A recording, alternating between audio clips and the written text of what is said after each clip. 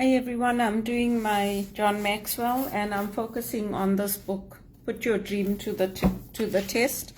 So a lot of people use this when they are launching their businesses in Canada, the US, wherever. You can take the skills and you can apply them.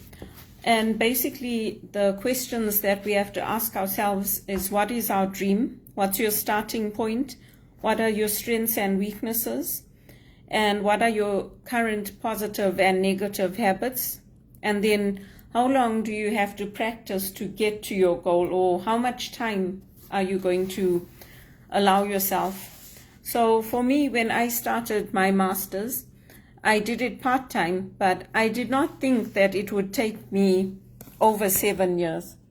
I thought, okay, a couple of years and then I'll be done, maybe 3 to 5 years. Because when you do it full-time, you do it over 2 years. And if you have the money and you have the resources, that's fine. But I didn't think it would take me 7 years to do my master's.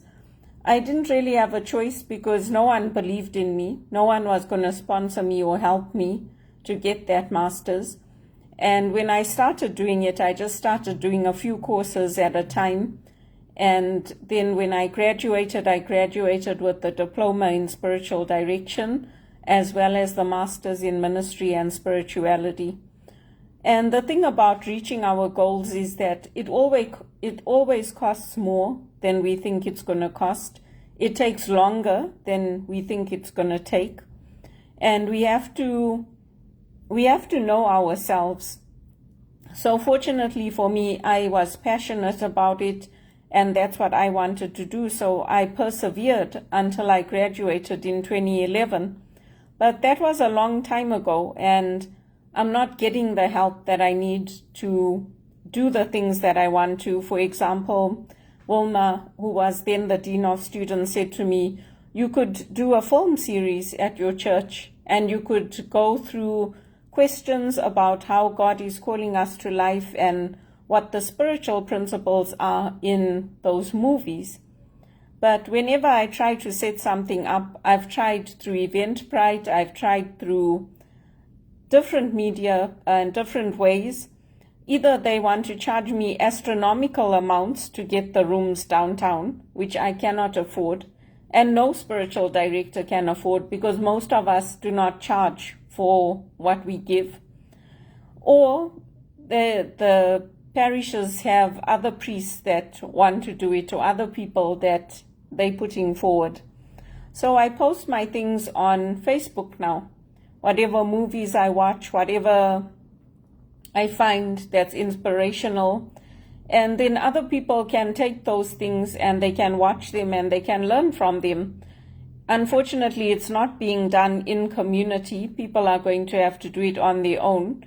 But I think it's at least a way to do it, and it's a way to get it out until hopefully a door opens for me where I can do it with others and in community, like I used to do at Regis College.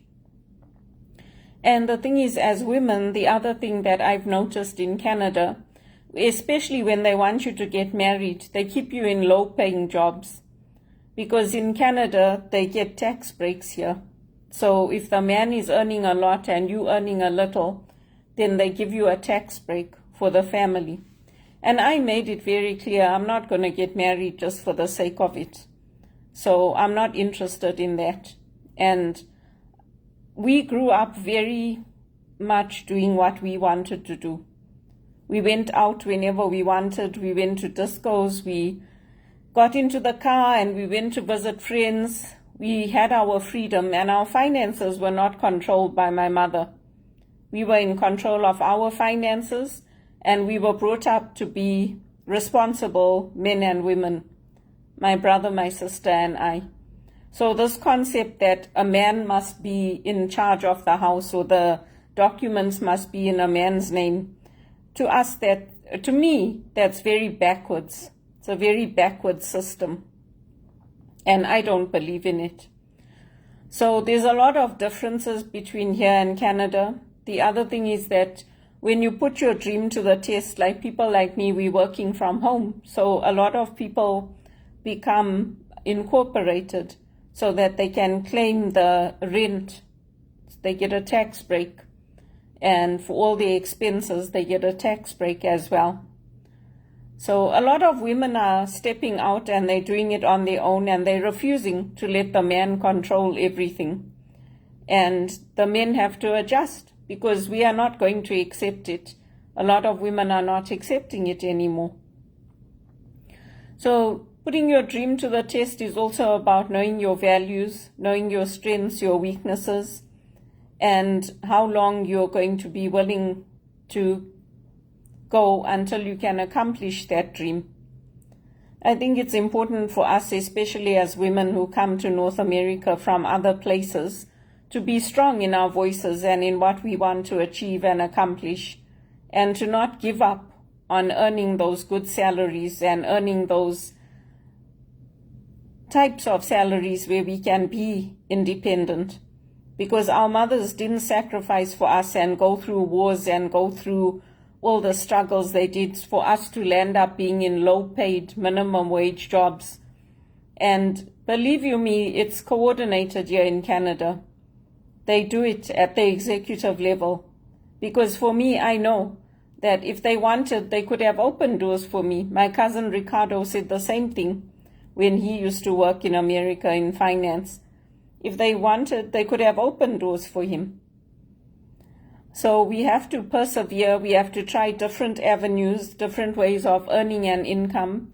People who have extra money are lucky because they can invest that money and they can make a passive income. But the stocks go up and down, so you have to be careful what you invest in. For me, I never grew up in a home where people could tell me when I could go out, when I could come in. I went out as I wanted. I went for a walk as I wanted.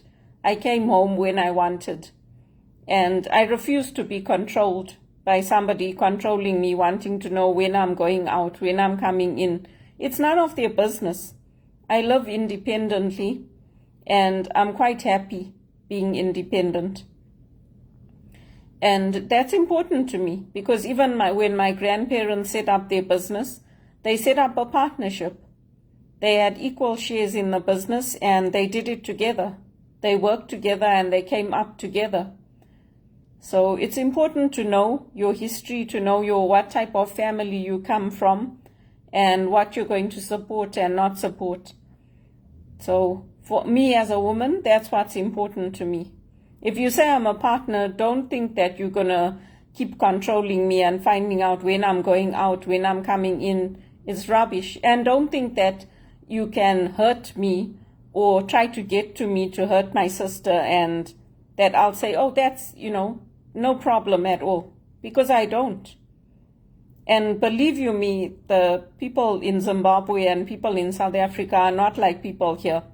If they know that you're hurting me, they'll find out and they'll find a way to get you back.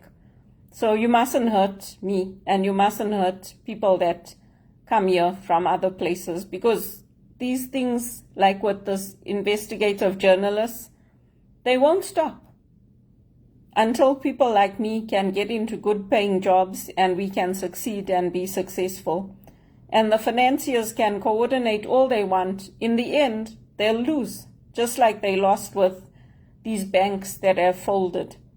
They should think about what they're doing, because I was a very, very good executive assistant, and there's no reason that I can't be in a professional job. I don't have personal relationships with the executives I support. I used to organize parties for them, like when Jean de Gagne and his wife adopted their daughter, I organized a party and a gift. All companies do that. It's not something abnormal. We celebrate our birthdays, we celebrate occasions. It's not something that's abnormal. A lot of companies do it. So those are some of the differences between Canada and Zimbabwe. But for us, we were brought up to be strong. We were brought up to make our own decisions. We were brought up to strive for those good paying jobs and not to give up. And for me, I didn't give up getting my master's. I persevered until I graduated. The same with my massage courses. I had to wait 3 years before I could take the compress class because of COVID. But I waited, until I could do it, and then I got a day off from work and I went and I did it.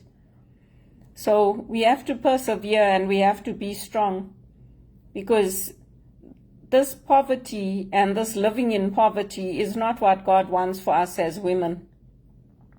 We were not brought up to be subservient and to take orders, and it comes out of love. When you listen to a man or you listen to somebody, it comes out of love. It doesn't come out of command and control like the military do and like some of these banks do.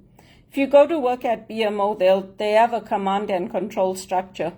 They tell you these are the rules. And Justin Trudeau, if you listen to him now, he talks about the rules of war. It doesn't work. It will work for a time, but the command and control structure doesn't work. The only reason that my executives liked me wherever I worked was because of my love that I showed for them. And if you can't bring that love into your work, it doesn't matter what you do. It's not going to work. Because I bring my love into my work. I bring my compassion into my work. I bring my humility into my work. If I make mistakes, I'm willing to learn from those mistakes. If there's new policies coming out, I'm willing to learn about those policies. I've got all the skills and all the education that any HR professional in this country has had. I've got everything. But because certain people are getting supported in their careers and I'm not, particularly from the banks, I'm not getting the breaks. And unfortunately, that's how it is. Ernst Young know. The Ernst Young here in Canada know. Ernst Young in South Africa knows. And if they could take me back to South Africa, they would take me. But unfortunately, they can't. So I just have to keep applying for the jobs that I want to get in executive assistant work or administration or related fields until I get my break. Or maybe I can go back to England or go somewhere else. Australia was another suggestion made to me. The people that come here from Europe, that come here from Australia, from Ireland, from London, they don't like it here. They say the way they treat people, Belinda, it's crap. Why are you staying here? I said to them, I don't really have a choice now, do I? I met a girl from Australia at Teleperformance, and I met another girl from Ireland. They said, keep applying. Hopefully you get a break. But that's how it goes. And I couldn't stay in England because I was a refugee there and they didn't want me. So I came here based on my points and my education. I didn't come here uneducated and with nothing to contribute and no money in my bank account. I came with everything to offer. And some people like HRPA said to me, why don't you do a peace accord with Credit Suisse? For what? After they gave me hell for so many years. I don't want any peace accord with them. Those emails I sent to them were good and they were appropriate, and all the lawyers told me that. I'm not going to go into any peace accord with anybody. I don't love them, and they don't love me. If they loved me, they would have done different to what they've done now. They would have supported me in my career and my goals and in what I want to do. You don't get into banking without knowing somebody or somebody recommending you. So that's the way it goes.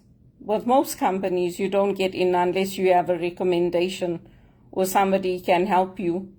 Sometimes, yes, you can apply and a door will open, or you get a contract role and then they make you permanent like they did with me at TD. But most companies in Canada, it's who you know. And my reputation is strong. They can do whatever they want. Like when I go online, they send all these videos of naked people and all this. I just block. I block and delete. Sometimes I report if I can. But I don't play games. My life is not a game. It's too serious for me. Because I know if they put me in Sunnybrook and they leave me there, no one will be bothered to come see me. Or if they put me in jail, nobody will come bother to see me in the jail. So I look after myself. And I believed in my dream to graduate, and I did it. And I'm going to continue persevering until I can get a good paying job, because I know that I'm good, and I know that I'm honest, and I know that I can do a good job. But it's not easy when you come here to these countries. And it's not easy to accomplish the things that I did, to get my master's, to go to Rotman, to get an education, to keep learning. It's not easy to do any of it, particularly when you're on your own. It's very, very hard. So my faith has kept me strong. And I know that my professors at Regis College, I know that Wilma and a lot of the priests have all tried to get me into other positions, and they put my name forward, and that's all that they can do. I've applied to retreat centers in England, I've applied to retreat centers in the US, I've applied to church positions. It's not like I've just sat back and said, oh well, that's my lot in life, I'm just going to plod along. No, I do my part, and I keep applying, and I keep reaching out to agencies. I reach out to my network. I reach out to a lot of people, even with my fundraising, trying to clear my debt. I reach out to people. I post a message every day, and I'm going to keep doing it, because eventually I will get a break. I hope I will get a break. So it's important to me, and I will keep going. And even with my singing, my dad's cousin used to say, why don't you go? There must be restaurants or something where you can go, you can play the piano, you can sing. I said to him, Uncle Cyril, it's so hard here. Nobody helps. Even if you want to sing or play the piano or whatever, you don't get that break. I did reach out to people. I did try. And I know people have told me, you've got an amazing voice. Why don't you sing? I said to them, I do try. I sing at church, but I mean, if no one's going to help you to get into a band or to get into something, how are you going to do it? And also, you don't know who to trust here today. I've watched so many movies about these young girls. They think they're going on a date with somebody. The next thing, they get abducted and taken into trafficking here in Canada. And their friends say, oh, don't tell anyone, don't tell. No, you have to tell somebody where you're going and what you're doing. Even if it's a friend or a family member, you have to tell people. Because there's all sorts of things that happen here in Canada. It looks nice from the outside, but when you come here, you discover the reality of what it's like. And I don't develop crushes on people. I was not that way. I've never been that way. I'm serious-minded, and I always have been, and I'm professional, and I'm courteous, and that's it. Even with my volunteering, whatever I'm doing, I take it seriously, and I do it to the best of my ability. I'm trying still to get something to help HRPA, because I haven't done any volunteering for them for a long time now, and I'm keeping an eye out to see if there's something I can do to help them. But it always takes time, and it takes longer than you think it's going to take. And it's not easy here in Canada. People think it's easy. They think, oh yeah, they give you lots of benefits, they help you, they do a lot for you. No, they don't. At least for me, I know I've had to do it on my own. Nobody has helped me. So when you put your dream to the test, remember to count the cost. And sometimes the cost is not financial. Sometimes it's the amount of time it takes to do something and to persevere.